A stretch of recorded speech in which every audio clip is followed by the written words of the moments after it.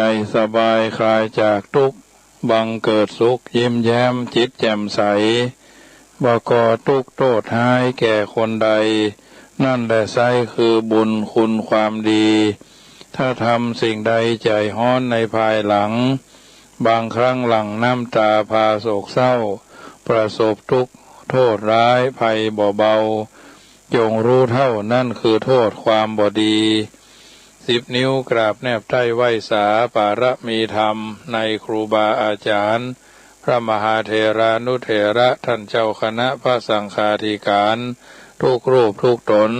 ขอความสุขความสวัสดีในธรรมะแห่งองค์สมเด็จพระสัมมาสัมพุทธเจ้าจงมีแก่บรรดาสาธุชนท่านผู้ฟังทั้งหลายที่มีโอกาสเปิดเครื่องรับฟังรายการเสียงธรรม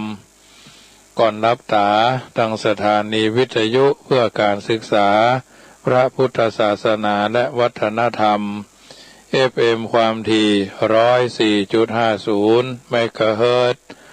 วัดฝ่ายหินตำบลสุเทพอำเภอเมืองจังหวัดเชียงใหม่รายการนี้นำเสนอโดยอัตมภาพพระมหาประสิทธิธรรมาภินันโทเจ้าอาวาสวัดจังกำประธานเผยแผ่ธรรมเพื่อพระพุทธศาสนาในนามของคณะสงฆ์หน่วยอบรมประชาชนประจำตำบลมะกอกเบอร์โทรศัพท์0615476539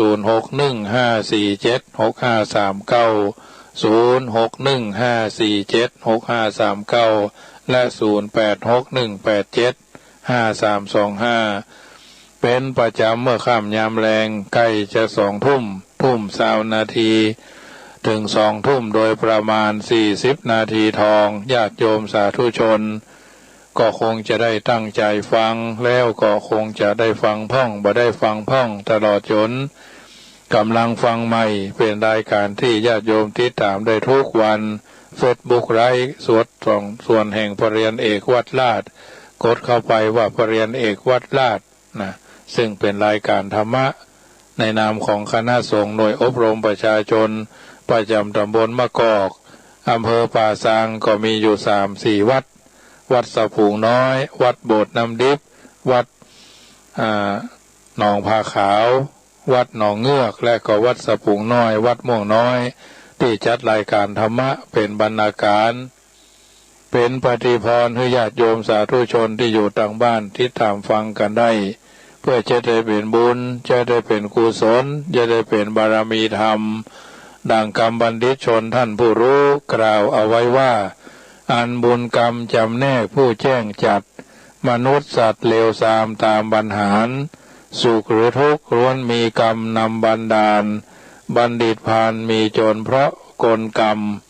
เจริญสุขเสื่อมหรือเสียหรือผ่องใสไม่มีใครเชิดชูอุปถัมภ์แม้อินพรหมยมเจ้าก็เปล่าธรรมเป็นเพราะกรรมสร้างสรรค์นั่นแหละเองแลเนี่ยเพราะฉะนั้นกรรมมุนาวัตติโลโกสัตว์โลกเป็นไปตามกรรมใครทำกรรมดีก็ย่อมจะได้ผลดีใครทำกรรมบดีย่อมจะได้ผลบดีตามวาระโอกาสและจังหวะเวลานำธรรมคำสอนในทางพระพุทธศาสนาก็เป็นบุญคือความดีเป็นบุญคือสิ่งที่ฟอกเป็นบุญคือการชำระใจให้บุคคลได้ใสสะอาดเฮาบ่มีการฟังธรรมเฮาบ่มีการถ่ายเทน้ำมันเครื่องเฮาบ่เอาอาหารเก่าออกไปบ่เอาน้ำมันเครื่องเสียออกจากรถยานพาหนะมันก็ฟืดเฟืองมันก็หมุน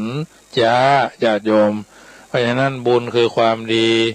บุญคือการชำระใจคือใสสะอาดเครื่องซักฟอกภายนอกเช่นสบู่เป็นต้นเป็นเครื่องซักฟอกคือสะอาดในกายผงซักผ้าเป่าเอ็มวัดแอดแท็กบีทหรือแฟบอย่างใดอย่างหนึ่งชำระผ้าให้ใสสะอาดปราศจากสิ่งโสโครกปฏิกูลโสกระปกบ่สามารถให้สิ่งที่มันบดีบางามติดอยู่ได้แต่บ่สามารถนำไปฟอกชำระส่วนที่อยู่ในภายในคือจิตใจได้เพราะจิตใจของมนุษย์เป็นสิ่งที่ละเอียดจึงบ่สามารถเอาเครื่องฟอกภายนอกไปชำระ ล้างทางในให้ใสสะอาดจำต้องใช้เครื่องชักฟอกที่ละเอียดและประเสริฐไปชำระได้จึงจะทำให้จิตใจของมนุษย์บริสุทธิ์สะอาดสิ่งที่จะชำระจิตใจของมนุษย์ให้สะอาดได้ก็คือบุญคือความดีบุญคือสิ่งที่ฟอกใจดังนั้นบุญจึงเป็นสิ่งที่บุคคลจะต้องนำไปชำระใจของตนเองเป็นอันดับแรกเอาตั้งข้อสังเกตคนร่ำคนรวยคนมั่งคนมีเศรษฐีมหาเศรษฐีถ้าบ่ทำบุญถ้าบ่สร้างบารมีบุญเขาก็บอกกระเตื้องเท่าใดนักเหมือนต้นไม้ที่บ่มีพุ่มเหมือนบอกไฟดอกที่มันบ่แตกพุ่มอย่าโจมตั้งข้อสังเกตต้นไม้ที่มันบ่มีพุ่มเช่นต้นตาลต้นบะพร้าวต้นหมากนะต้นปาล์มห่างม้าเนี่ยปาล์มพัดเนี่ยวันนี้มันบ่แพร่กระจายนะมันบ่ตีพุ่มต้นอย่างอื่นที่มันตีพุ่มต้นไทรเนาะต้นไทรใบดกปกหนาสากุโนสากุนาก็พากันมาอาศัยต้นไทรต้นสาลีหรือต้นโพเนาะต้นไม้ลุงเนี่ยมันเป็นต้นที่แผ่กิ่งก้านสาขาละอ่อนก็ได้หกคเมนตีลังกาห้อยโหนกระโจนแล่นเอาเชือกไปห้อยเอาอย่างต่ออย่างไปดีเล่นล่นขึ้นล่นลงกันอันนี้ถือว่าเป็นการตีพุ่มเช่นเดียวกันคนที่มีมั่งมีสีสุขคนที่เป็นร่ำรวยเศรษฐีมหาเศรษฐีคือบ่มีรัศมีนะบ่มีพระห้อบ่มีบารมีบุญมีกะบุญมีบ่มีเขาบ่ได้คิดถึงว่าสมบัติพัสถานที่เขาได้จากพ่อจากแม่ตระกูลมูลเชื้อตระกูลมูลชาติสืบกันมานะอย่างบางคนบางท่านได้มีเงินมีคำอาศัยพ่อผัวรวยพ่อเมียรวยนะไปเป็นลูกเขยบังเอิญว่าเพิ่นมีลูกคนเดียวเพิ่นมีลูกบ่าวคนเดียวเพิ่นมีลูกสาวคนเดียวอันนี้เพิ่นเฮาว่ากินบุญเก่าก็ดีเหมือนกันแต่บ่ได้ออกแหงถ้าถามว่าเขาก็จะเล่ากันว่ามันได้พ่อผัวรวยพอดีพ่อผัวเพิ่นมีลูกบ่าวคนเดียวมันได้พ่อเมียรวยลูกสาวเพิ่นมีคนเดียวสมบัติเพิ่นหลายสมัยคนเฒ่าคนแก่2 คนนั่นนะเพิ่นขยันเสาะว่าหากินทำมาหากินเก็บหอมรอมริบเพิ่นกินโดยทานโดยเดือนจีปีใหม่กฐินผ้าป่าเพิ่นก็ช่วยกันวัดวาอารามโรงเรียนสาธารณชนหมู่บ้านชุมชนองค์กรเพิ่นบ่มีอันนั้นอันนี้เพิ่นก็ช่วยสุดแต่ศาลาป่าหิ้วเพิ่นก็ช่วยสุดแต่ศาลากลางบ้านเพิ่นก็ช่วยถนนหนทางบ้านเอื้ออาทรบ้านใดเพราะฉะนั้นแล้วก็บ่ต้องไปทำไก่เอาอยู่ในหมู่บ้านหรอกเอาก็ทำในหมู่บ้านนั่นน่ะบ้านใดมีคนมีเป็นบ้านที่มีเศรษฐีมหาเศรษฐีเขาก็ทำไปเนาะเว้นไว้แต่เขามีเจตนาจะไปช่วยวัดอื่นเหี่ยพ้องเพราะฉะนั้นแล้วก็คนที่ได้รับการช่วยเหลือควรจะบันทึกจารึกยิ่งบางคนบางท่านไปสร้างกุฏิไปแปลงห้องน้ำเนาะไปสร้างบูรณะกุฏิวิหารอุโบสถศาลาการประเรียนเจ้าของพื้นที่พื้นถิ่นแถวนั้นก็บ่ค่อยจะทำบุญหานะเขาตั้งข้อสังเกตหรอกบางวัดนี่นักแก่บางหน่วยงานก็นักแก่นะบางทีบางครั้งเจิญเพิ่นมาเป็นเจ้าภาพกฐินผ้าป่าเพิ่นเอากฐินผ้าป่ามาวันหน้าวันตาเขาก็ควรจะบันทึกจารึกเอาไว้วันหน้าวันตาคนที่เพิ่นเอากฐินผ้าป่านำมาทอดนำมาถวายนะเพิ่นล้มหายตายจากก็ควรจะทำบุญหาอันนี้เป็นสิ่งที่จะต้องพิจารณาความกตัญญูเป็นเชื่องชูเชิดเนาะคนนั้นคนนี้แม้แต่ญาติโยมสาธุชนเพิ่นเคยเป็นเจ้าภาพประตูวิหารอุโบสถศาลาการประเรียนซุ้มประตูบูรณะพระเจ้านี่นะบูรณะเจดีย์นี่สมัยอดีตเจ้าอาวาสผ่านกันมาบางที่บางแห่งบางวัดบางวาก็รู้สึกว่าบารมีแก่กล้าก็ดีอยู่นะบ่ได้ที่ทางนี้ทางนั้นก็พยายามทำบุญหาท่านเหล่านั้นเปิ้นล้มหายตายจากบางทีบางครั้งญาติโยมในท้องถิ่นก็เหมือนกัน ญาติโยมในท้องถิ่นท้องที่ก็เหมือนกันบ่ใช่ว่านิ่งเฉยบ่ใช่ว่าดักกึมงึมบ่ฮือก็บอกว่าดักจื้อคือว่าฮือก็บอกว่าบรรประเภทดักกึมงึมดื่มในน้ำบ่ไหลเจียวพื้นนี่ใส่บ่ค่อยดีนะโอ้บ่เลาะเพาะแพะเนี่ยนี่ใส่ดีญาติโยมเหตุไฉนบางเตื้อบางครั้งเราตั้งข้อสังเกตว่าบ้านอื่นเมืองอื่นเพิ่นมาทำบุญเนาะมาทำบุญทอดกฐินทอดผ้าป่าปี2 ปีที่ผ่านมาประจำเป็นจะต้องไปห้องที่อื่นเอาคนเหนือเขาเนี่ยญาติโยมเขาก็ช่วยกันญาติโยมที่ฟังรายการวิทยุก็ดีญาติโยมที่ฟังรายการธรรมะทุกๆรายการครูบาอาจารย์บางวัดเพิ่นบ่มีกฐินเนาะเพิ่นอาจจะประชาสัมพันธ์มีการกินการต้านเกิดขึ้นเขาก็หอมกันคนละ100 บาทมันก็ได้จัดหลายนะ1,000 คนก็ได้คนละ100 บาทนี่นะขอคนละ100 บาทนี่ก็บ่น่าจะอย่างมากมายเพราะปัจจุบันวันนี้มีปัจจัยเกื้อกูลญาติโยมหลายกองทุนเงินเพิ่นฮ้องว่าเงินเงินผู้สูงอายุวะเงินไทยชนะวะคนละครึ่งวะหลายอย่างนะหลายอย่างที่ญาติโยมได้กันบางเตื้อบ่จำเป็นจะต้องเอาเป็นเข้าหรอกเอาเป็นสตางค์แต่บางทีบางครั้งก็ต้องปรับไปตามสภาวะการท่านที่เป็นผู้ที่ได้รับส่วนบุญแล้วท่านได้จากหลวงจากรัฐบาลเนี่ยท่านทำบุญท่านทำบุญหรือยังบุญที่ท่านทำก็อย่างน้อยๆก็กตัญญูต่อท่านผู้มีพระคุณเงินปัจจัยเหล่านี้เป็นภาษีอากรของคนทั่วประเทศเพื่อนมาทำบุญให้เฮาคิดก็ทำบุญหาเพื่อนอาจจะบ่ได้ว่าเนาะมันเป็นสิทธิส่วนบุคคลแต่สิทธิในส่วนบุคคลควรจะมีกฎหมายต้องมีคุณธรรมประจำตัวประจำจิตประจำใจอย่างน้อยๆก็มีคิดให้เขาเสียบ้างนะรัฐบาลเปิ่นฮือมาก่อนทำบุญหาคณะรัฐบาลเนาะที่ผ่านมา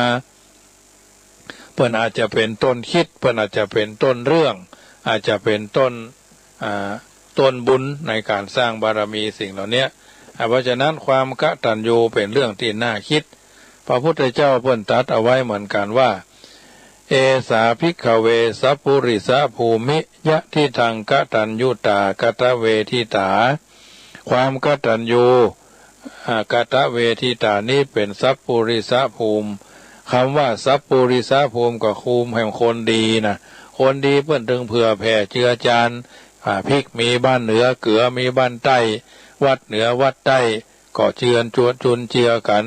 วัดบางวัดเพิ่นก็ปิดวัดแต่ที่จริงมันน่าจะปิดวัดนะแต่ทั้งนี้ทั้งนั้นก็ถือว่าเอากับข้าวกับปลาไปถวายเอาไปใส่บาตรหยาดน้ำก็ปิกบ้านก็ได้บางทีบางครั้งก็เฮาก็มีความระมัดระวังอยู่แล้วนะบางคนบางท่านก็มีความปรารถนาดีว่าท่านมาหาเวลาเพิ่นมาทำบุญเนี่ยระวังเนื้อสตางค์นี่ก็เอาไปซักเกี่ยวพ้องนี่หรอก็มั่มเจ้มาเป็นโกดเป็นกองญาติโยม10 บาท20 บาท100 200ก็เฮาก็ถือว่าก็ได้ไปทำอย่างมากมายเอาก็แอลกอฮอล์ฉีดเถียเนาะฉีดแอลกอฮอล์อย่าพ่นที่แอลกอฮอล์เหี้ยก็คงจะบ่มีอย่างที่มันจะว่าน้องว่าจะต้องลำบากใจมากกว่านี้นะเพราะฉะนั้นความกตัญญูกตัญญูกตเวทีบุคคลผู้มีความกตัญญูกตเวทีเป็นคนมีศักดิ์มีสีมีเกียรติคุณความดีถ้าไร้ความกตัญญูกตเวทีชื่อว่าไร้ศักดิ์ไร้สีแห่งความเป็นคนที่บ่สามารถที่จะพัฒนาเป็นมนุษย์ได้ก็บุคคลในสังคมเฮาเนี่ยเมื่อกล่าวสั้นๆก็มีอยู่2 ประเภท1ผู้ฮืออุปการะ2ผู้รับอุปการะอันคนผู้อุปการะคือผู้ยิบยื่นความอนุเคราะห์สงเคราะห์ช่วยเหลือเกื้อกูลหรือผู้ฮือนั้นได้แก่บุพการีชนบุคคลผู้ทำดีต่อคนอื่นก่อนส่วนผู้ที่รับอุปการะคือผู้รับอุปการะอนุเคราะห์สงเคราะห์เกื้อกูลล้วนแล้วมาสำนึกในอุปการะต่อบุญแทนคุณสนองคุณและประกาศคุณในภายหลังคน2 ประเภทนี้เป็นบุคคลที่หาได้ยากแต่บ่ได้หมายความว่าบ่มีในโลกนี้แต่หาได้บ่ง่ายนักจึงควรที่จะตระหนัก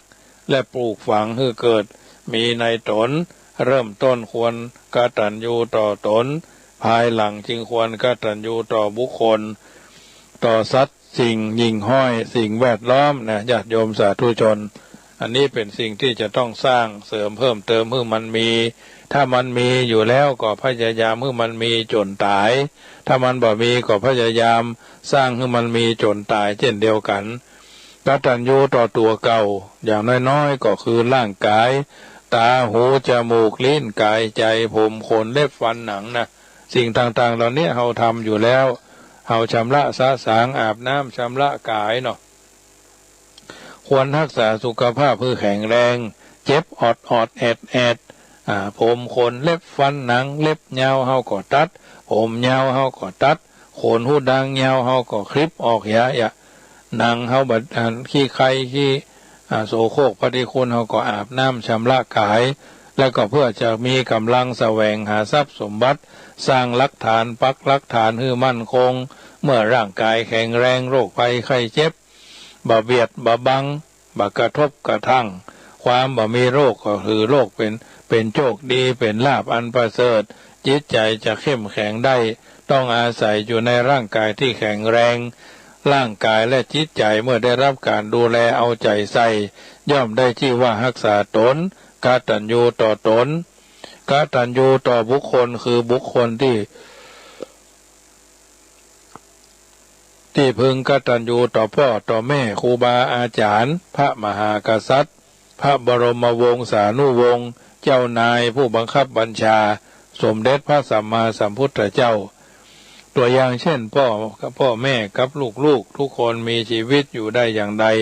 หากบ่ได้รับไมตรีจิตจากพ่อจากแม่การเลี้ยงดูอุ้มชูในคือการศึกษา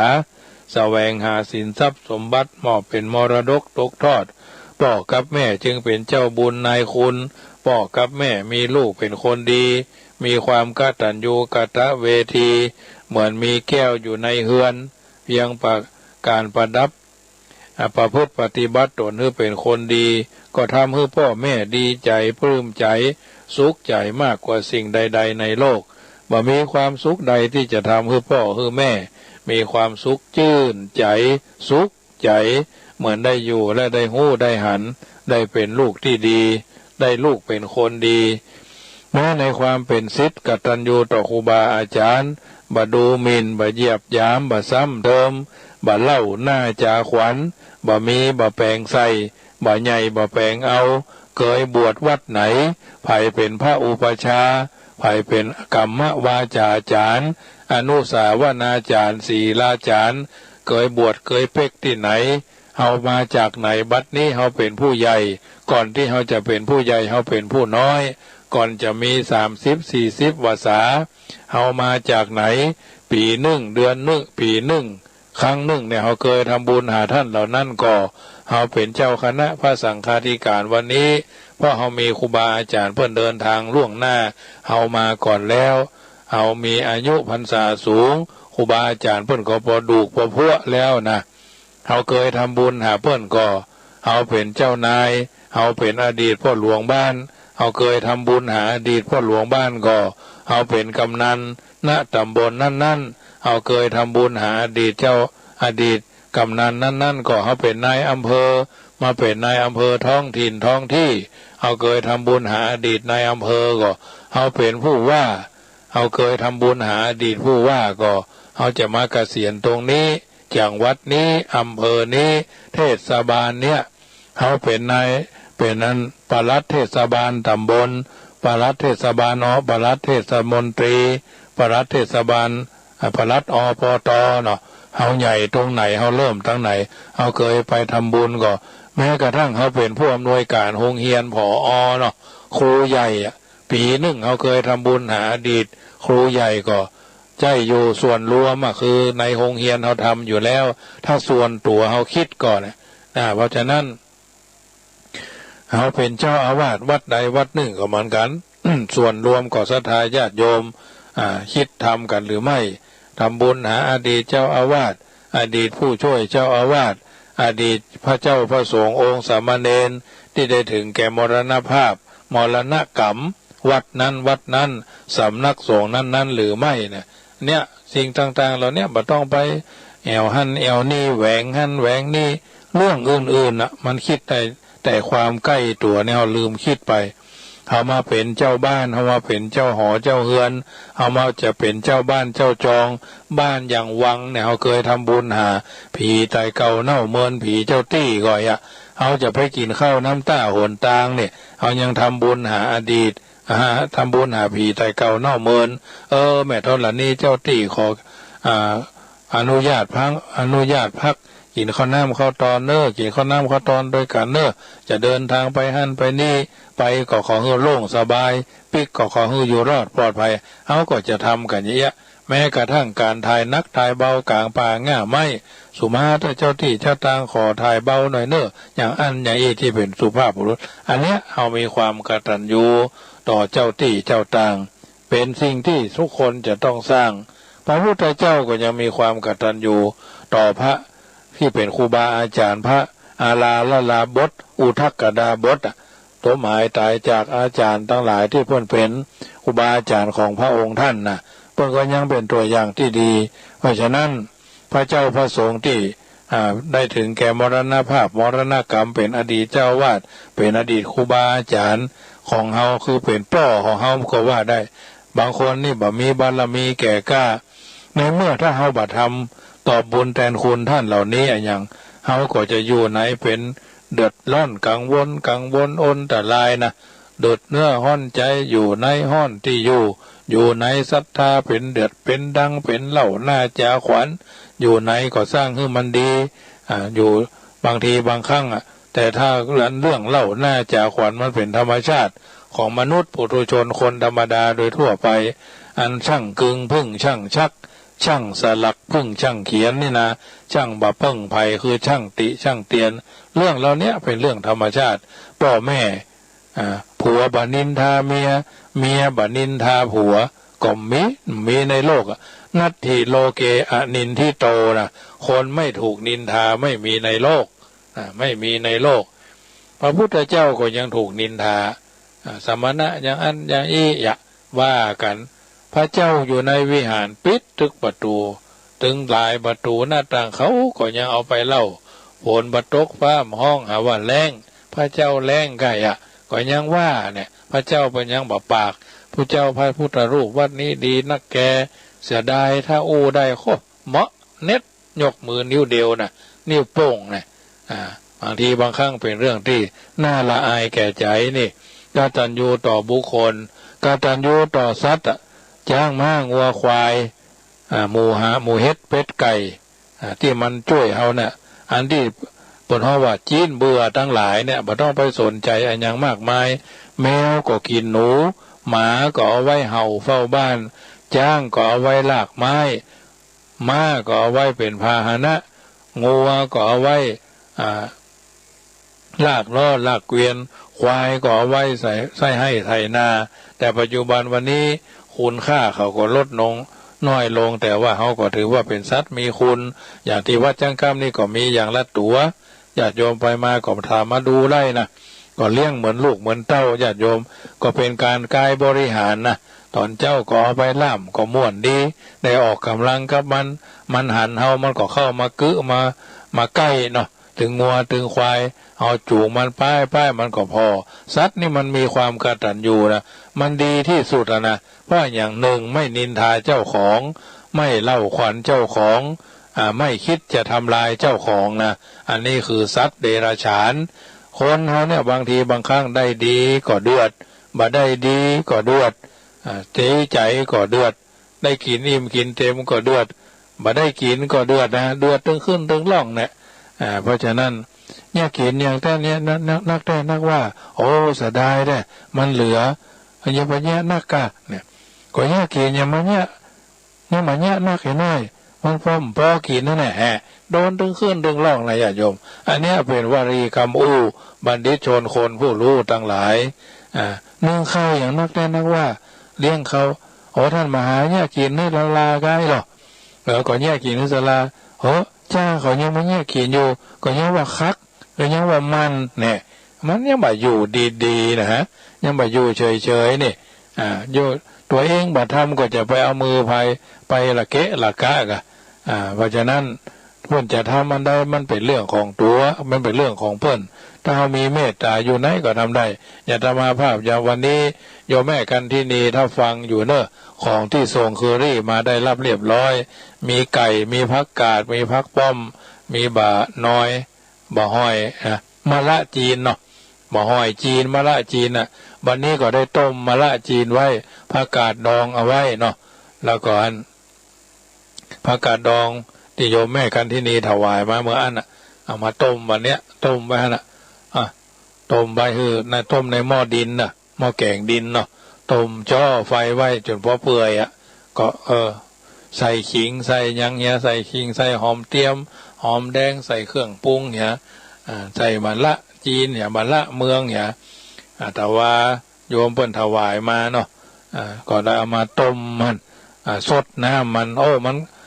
มันผักกาดดองเนาะมะละหอมเตียมหอมแดงหอมจีนขิงกระชายเนี่ยข่าเนี่ยเราก็ใส่เครื่องปรุงรสเห็นน้อยนึงมันบัดจะหาโขมญาติโยมมันไปรสเดียวกันหมดเพราะว่ามันดึงกันนะมันดึงกันคนจีนพวกกับพวกเขาว่าน้ำสดเนาะน้ำซุปน้ำซุปน้ำต้มกระดูกแถมแคลเซียมก็ได้นะญาติโยมอันนี้เป็นเรื่องที่ทำหากผักชีเนาะพริกไทยเม็ดเนี่ยก็ตุบตามใส่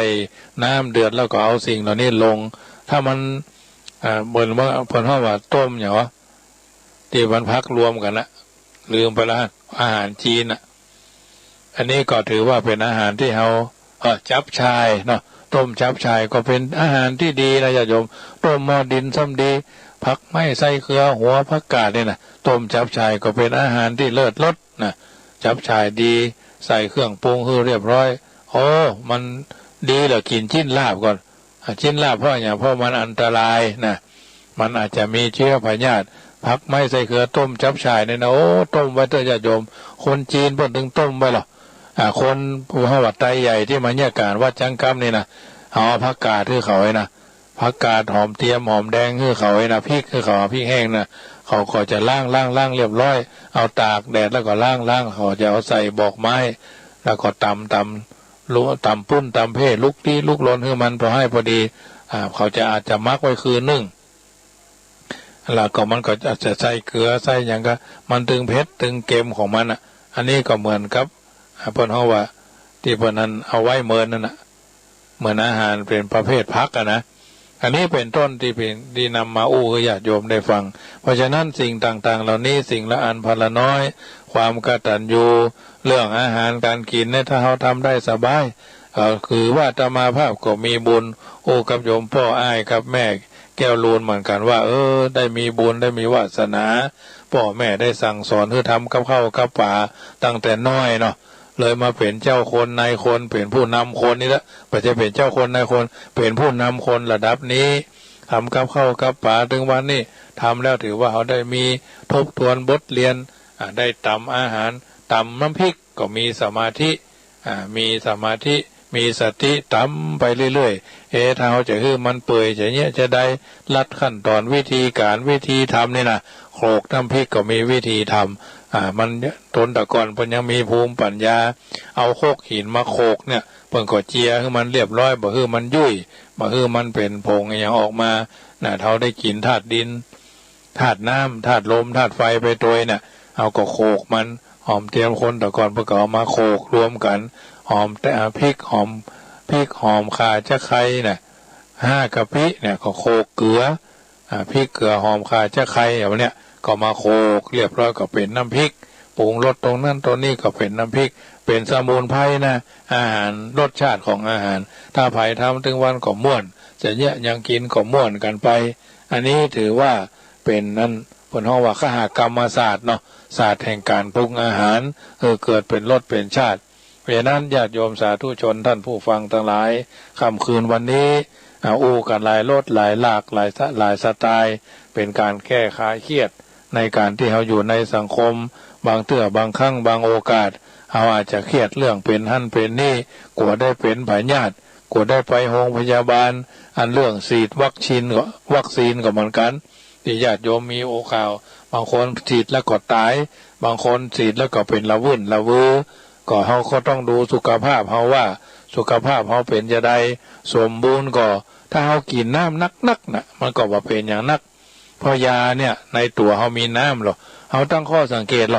อยาที่เพิ่นเอาใส่ลงน้ำเบื่อป่าเบื่อปูเบื่อปลาเนี่ยนะหรืออย่างอื่นๆเกลือนักต่อใด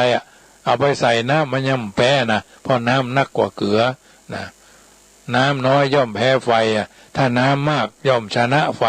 เช่นเดียวกันเอาในตัวเขาเนี่ยใส่กินน้ำนักดื่มน้ำนักสะดุ้งตื่นมึนตากินน้ำดื่มน้ำซุกซ้ำดีนะไล่ตลอดทุกต้นชั่วโมง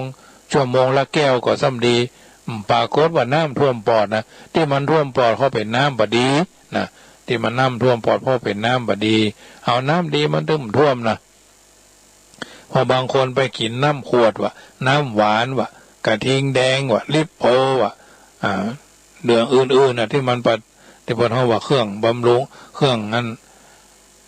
โซ่ห้อยในการดูแลเอาใจใส่กระทิงแดงกับลิปโพ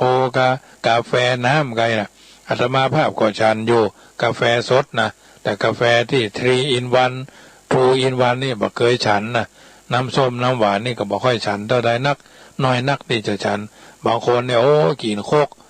คนรุ่นใหม่ต้องโคกสินะคะแบบสี่สไปร์มิรินดาแฟนต้าน้ำเขียวน้ำแดงน้ำโคคาโคล่าซับปะน้ำที่มันมาอันนี้เรื่องอาหารการกินค่ำคืนนี้ญาติโยมฟังแล้วเป็นจะได้โทรศัพท์ทักทายกันเข้ามาเด้อ0615476539อนุโมทนาโยมแม่เรนูก้อนแก้วเนาะเป็นกำลังใจโทรกันเข้ามาค่ำคืนนี้เป็นค่ำคืนแห่งวันพฤหัสบดีวันพรุ่งนี้กินข้าวน้ำจ้ำข้าวงายแล้วเอาก็จะปะกันที่คืน96เด้อวัดพระธาตุดอยสุเทพเจริญพรแม่ขวัญเมืองเป็นกำลังใจเหมือนกันเด้ออยู่ทางบ้านเจริญพรโยมแม่จันดีฝนตกก็วันนี้ทั้งเพศได้เมืองงายเอ้ยหมอกชุ่มช่ำเนี่ยกะมันเย็นเนี่ยเนื้อตะโอ้จัดนักกับทั้งเพศพอดีมันตกทางเมืองลี่เมืองวันโฮงเมืองลี่มาละเป็นกำลังใจแม่เน้อเจ้าเจริญพรแม่จันดีปาก้างโยมแม่ขวัญเมืองนะเพราะว่าสายมันซ้อนกันเนอะโมทนาเนอะเป็นกำลังใจให้ทุกคนทุกท่านค่ำคืนนี้ญาติโยมสาธุชนก่อนจะรับจะนอนไหว้พระนึกถึงคุณพ่อคุณแม่อรหังสัมมาสวากขาโตสุปฏิปันโนมาตาพิตโรคุณูปการโรเนอะเจริญพรแม่โคเหรียญทองหลายรสหลายชาติถ้าอยู่ใกล้นี่จะเอาผักกาดต้มผักกาดดองไปเหือโอ้ลำกะบะคมเหรอเชลเรียกพี่แม่เชลเรียกพี่ซื้อหม้อดินว่าต้มหม้อดินก็มันได้กินไอดินเนาะ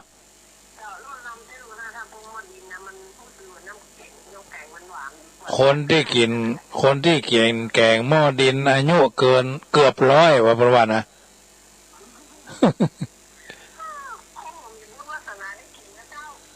ว่าแต่ก่อนกิน